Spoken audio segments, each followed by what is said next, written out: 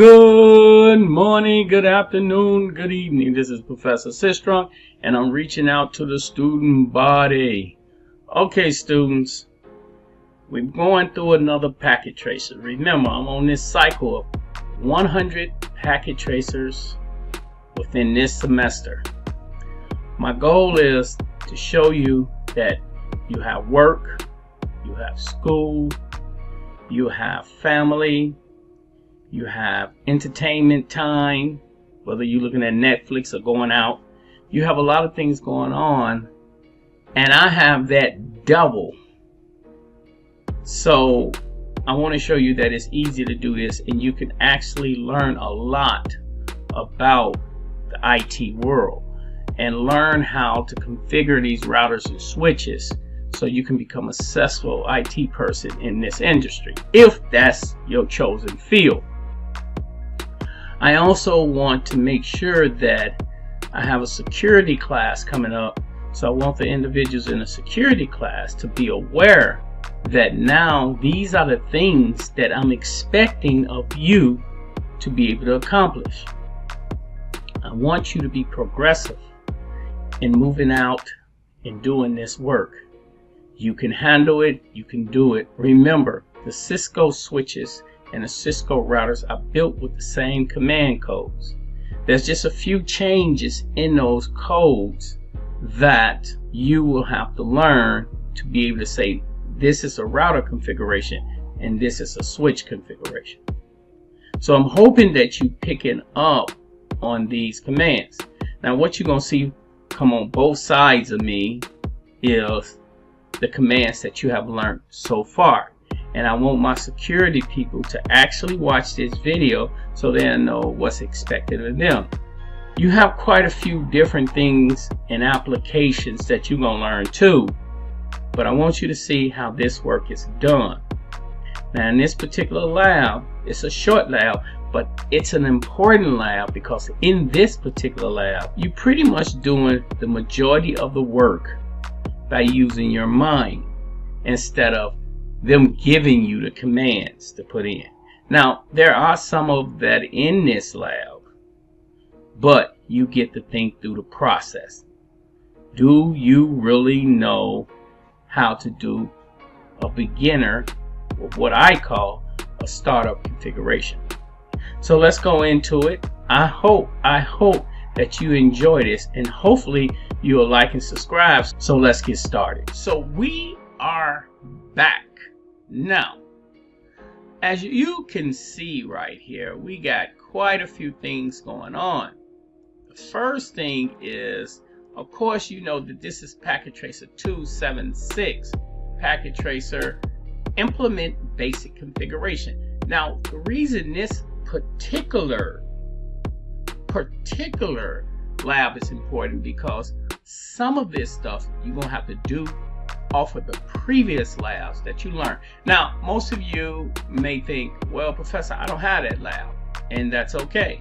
But you learning how a lab like this can be put together. So between my CNS 105 and CNS 141, you two guys have a plethora of labs that you have to do. I want my CNS 173 students, my security students, to watch this because they're gonna have to learn a lot about this. So I'm bringing you guys into the fold. Your class don't start for a while, but I want you to know what you're about to run into so you won't be surprised. Oh, Professor, my hair on fire. No, you have to dig in. And you know I have a no excuse policy this year, 2025. We have to dig in and get the work done, because when you go apply for that first job, I want you to make sure that you can get it. Now let's take a look at this. In this activity, you will first create a basic switch configuration. Then you will implement basic connectivity by configuring IP addressing on switches and PCs.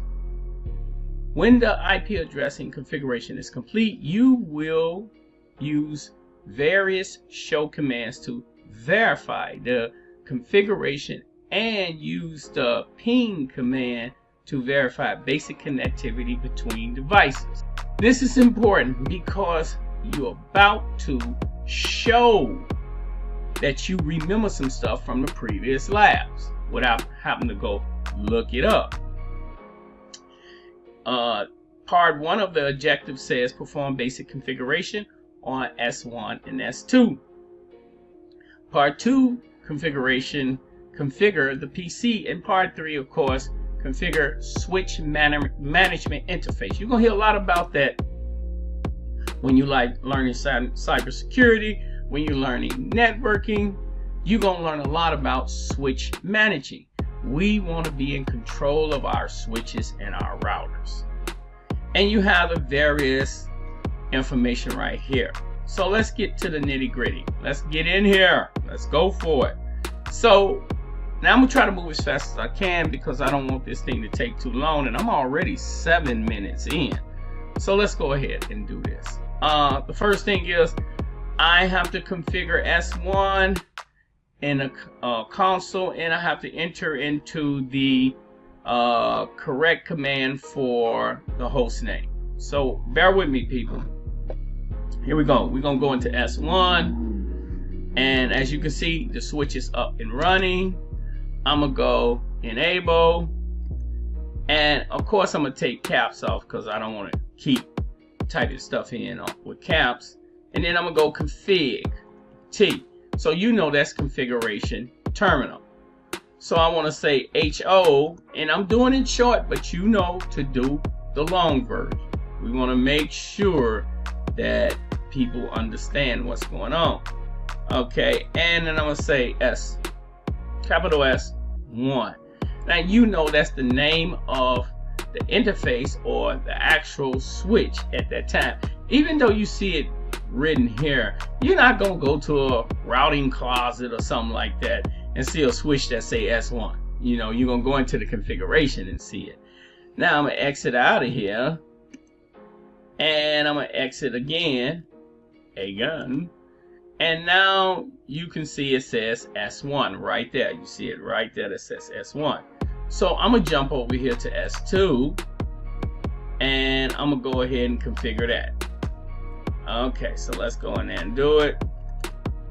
It's switch, so I'm gonna go enable S. First I have to say config. See, even I can make a mistake now. I have to do that. Then I have to HO. Then I'm gonna say S2, and that did that. So now we can see that that was a simple configuration. It was quick, fast. It's done. Let's move on. Let's go back to 1. Let's see what else it wanted me to do. I clicked outside of it. Let's click right on it. Okay. Let's go take a look at what else it wanted me to do. So I named it, gave it a host name, and now it says put a password on there. Now the first password is the user password, and the second one is the privilege password. Remember, we got user mode and we got privilege mode. Let's see if we can remember user mode. Let's go ahead and do it. So I'm gonna come here and I'm gonna go enable config T because I'm doing a configuration. And what do I want to do? I want to go line con 0. Okay, then I want to go pass, and you can hit your tab key to fill it out. Word, and if I'm correct, I should be able to type in Cisco. Let's see if that worked. Okay. Now let's go log in. Remember, in this particular case, we got to type log in to lock it in, and then we hit exit. Okay, and this is on S1. So I'm gonna come all the way out by typing in. Now that's different from exit. That's in, and I'm all the way out. Well, I'm not all the way out. And then I'm gonna type exit again. Okay. So now when I do that, to go back in, I need a password. Okay, this is user mode. I need a password. So I'm gonna go SO. I'm back in Cisco. And then I'm gonna say enable config. Now I'm going to go put in the password for, of course, the privilege mode. So in privilege mode, now I may have to go back and take that. No, it's class. The password is class. So in privilege mode, I'm gonna say enable tab, enable password tab, and I'm gonna say class. There we go. Now I don't have to put no login. I just simply exit out. And if everything worked right, I'm here. So I know that's Cisco. Boom. Enable password. See, it worked. It worked. And then I'm gonna go ahead and click type in class. And there we go. We're back. So we did two significant things, and this was highly important. We configured the console and encrypt privilege exec mode password. So the first one was user mode, and we put in there Cisco, and the next one was class for the privilege exec mode. And we verified password configuration. We verified, but it's another way to verify it. But what we did was basically went back and did it. Now we're gonna save it, but before I save it, I'm gonna go over and do the same thing for this switch here. So I'm gonna go ahead and config, of course. Help me out, people, help me out. I'm gonna say the first password is, it's just simply password tab. Oh, I'm doing it wrong. Somebody tell me what I'm doing wrong. So I should be saying line con 0. And this is why we tell you to check your configuration. It's so easy to make a mistake, people. So go back and check the configuration. If you don't, we're gonna fire you. Don't tell nobody I said that. But yeah, check your configuration.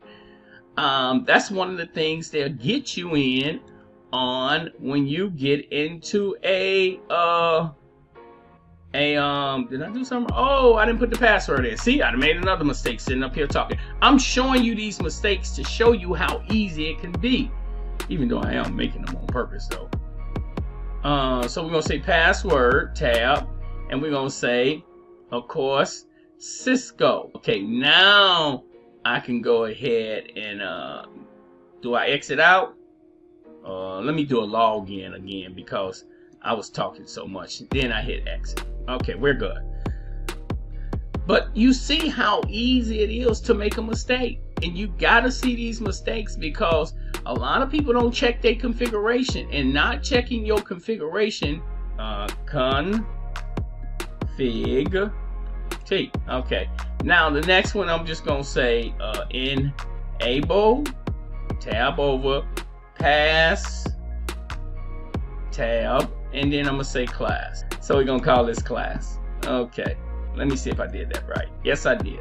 Okay, so we did it on both switches, and we have them configured with passwords now. Now let me stop and say this. We do not use this out there.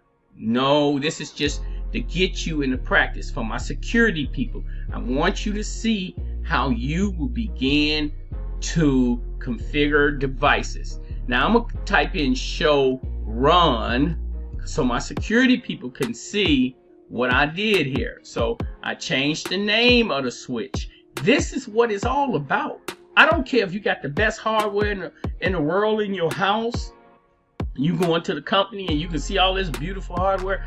This is where the rubber meets the road.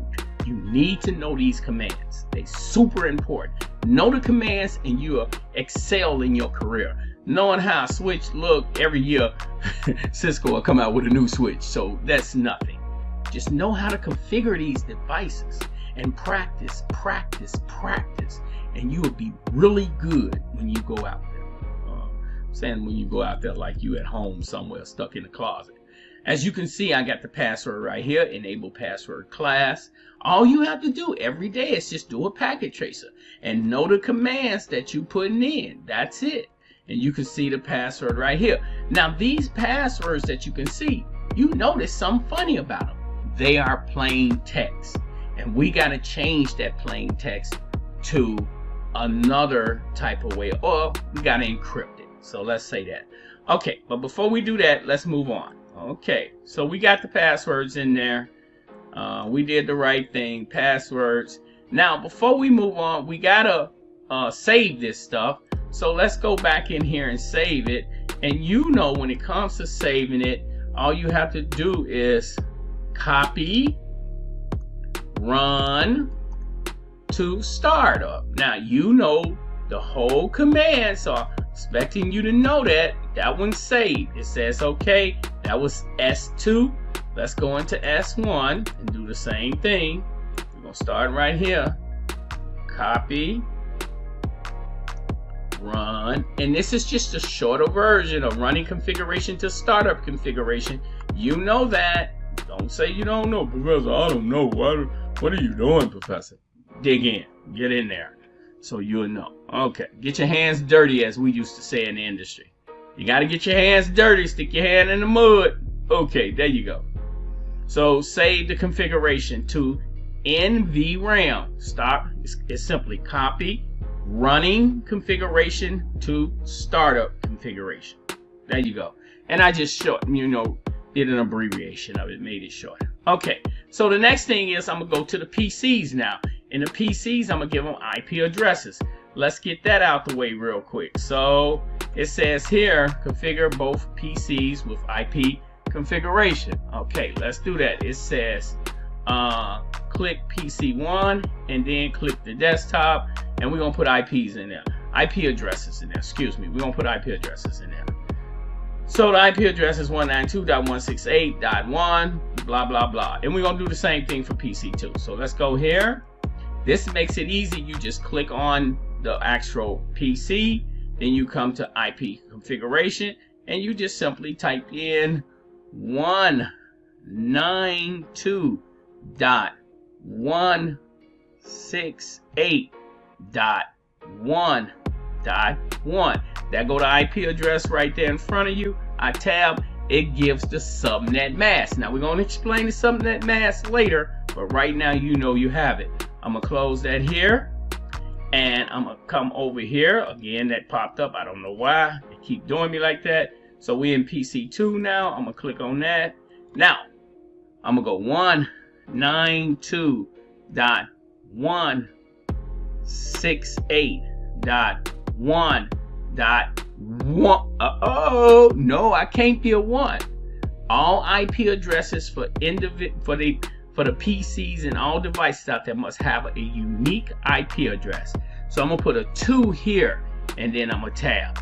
Now I got that in there, but I want to make sure I can ping over here. So I'm going to use a command, a new command, people, called ping, which you already know. I'm going to come in here.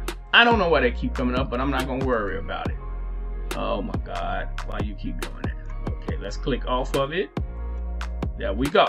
So I want to do ping, so I'm going to come to the command prompt here, and I'm just going to type in ping 192. Does that look like a 192? I don't think so. 168.1.1. Now, Professor, why did you use 1? Isn't that your IP address on your particular PC? Yes. Always in your troubleshooting duties, when you're troubleshooting computers, first ping yourself and see if you can reach yourself. So I'm going to go ahead and do that, and you can see I successfully pinged myself. 4 packets up, 4 packets down. Now I'm going to come here and I'm going to ping the adjacent PC by putting a 2 in there, and watch what happens. 4 packets up, 4 packets down. So that means I can effectively go through both of these switches and reach this PC. And this PC can do the same thing. Even though I didn't check it, I know it can. Okay. So there we go. We ping the device. We put IP addresses in and we ping the device. Now, let's move on. So it says here, repeat that for PC2. Then it says here, ping. And I did that already. I pinged it and it was successful. Now, it wants me to use this ping address. Now, watch what happens when I use that ping address. So you saw me successfully ping the device. Now, let's come back to the command prompt and put in that IP address. And if you push the arrow up, it'll put the IP address down. But I'm going to 253. Now, watch what happened. Okay, look what's happening. Timed out. Why is it timing out, Professor? It's timing out because I don't have no device on my network with 253. So, of course, it can't reach that. So, that means it doesn't work. And I just gave you the answer to the question. I shouldn't have told you that. I should have just said, why do you think it timed out? Okay, next time I'll remember. I'll get you on the flip side. Okay, so we did that. Now, here's another important part of this. Part 3. After this, we should be done. Part 3 say configure the switch management interface. Configure S1 and S2 with an IP address. So this is going to walk me through it because this is new to you. But let's just find out why we're doing it. Switches can be used as plug-and-play devices. That means I can buy a switch, take it home, put it in a rack, plug my cords in there, and it's automatically working. Plug and play, it works. But the point of the switch is to manage it. This means that they do not need to be configured for them to work. Switches forward information from one part to another based on MAC addresses. People, remember that. A switch functions off of moving data from one location to another location utilizing the MAC addresses of the switch. You're going to hear about the NIC card. On the NIC card is a MAC address written or stamped into it. So remember, that's how switches communicate.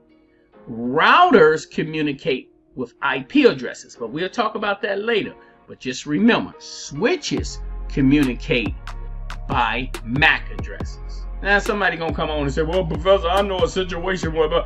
Stop! You go into this saying, Professor Sistrom says switches communicate with MAC addresses. Stay with that. Okay, if this is the case, why would we configure it with an IP address? Management. Oh man, I keep giving y'all the answers. What's going on here? Stop. Okay, so we're gonna go into switch 1. I'm gonna move this over here because they pretty much got the configuration here. We ain't got to think through this process. It's already here. And they want you to go and then begin to type in config, which you did that 100 times. And then config terminal. Let's go ahead and move it down. And we're going to create us a VLAN now. So we're going to say enter. Don't mind what I'm doing when I shortchange it, people. You type it out long so you can actually know it. You need to know it. IP address is IP address 192.1, and we're gonna say the IP address is 1. We need that dot 1, and then we're gonna say dot 253. Okay, but you always got to put the subnet mask on the end, and that's 255.255.255, and at the end you're gonna end with a 0.0. And we're gonna explain IP addresses and all that. Let's see if it worked. Let's take a look at it. Hit enter. It worked. Now another command when you put IP addresses in is no shet. Could have said another word, but I'm gonna let y'all draw the conclusion on that. No shutdown, and you can see it right here. This line is up. You see what it did? What happened is you took that port and you turned it on. That's all. By putting that IP address on, you turned that port on, and you managing that switch now. You in control of managing that switch. Okay, I can hit exit again. And we're out of there. I don't know why I went that far out. I didn't want to do that. Okay, let's get back in there. Okay, we're back. Now, let's go do this for the next one. It says do the same thing for this. And it asks you the question, why do you enter the no shutdown? I don't know. Tonight, I'm just giving you all the answers. I don't know what's going on with me. What's happening? I got to stop giving you the answers. To my security people, pay attention. This is for you because you're going to be doing this soon. And you can see it's simple. It's easy. It's not hard. Okay, so let's go with the Cisco. And we're going to go with the class. And we're going to go config.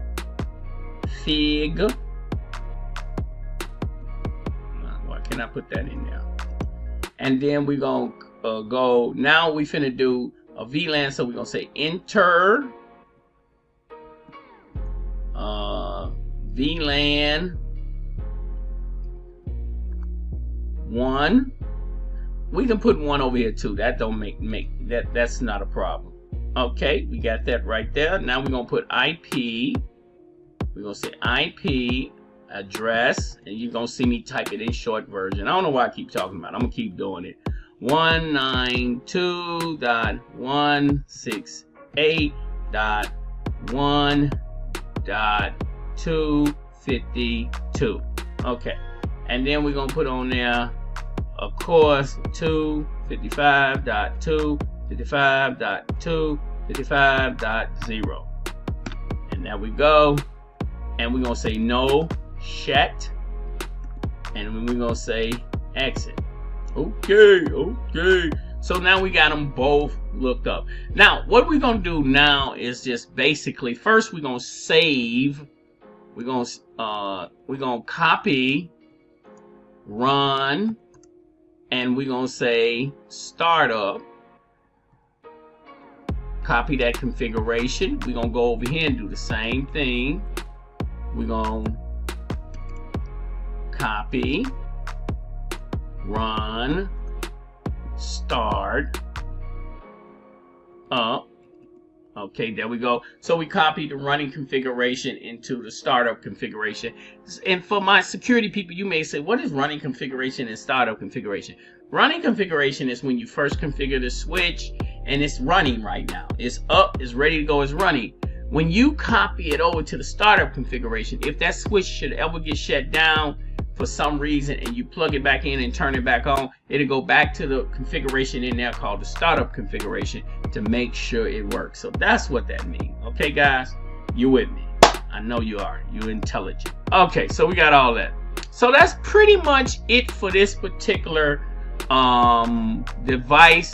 The rest I'm gonna let you go figure out. The last thing I'm gonna do is do some pinging, and that's it. So remember, I said early on, when you ping things, the first thing I want to do is ping my particular device.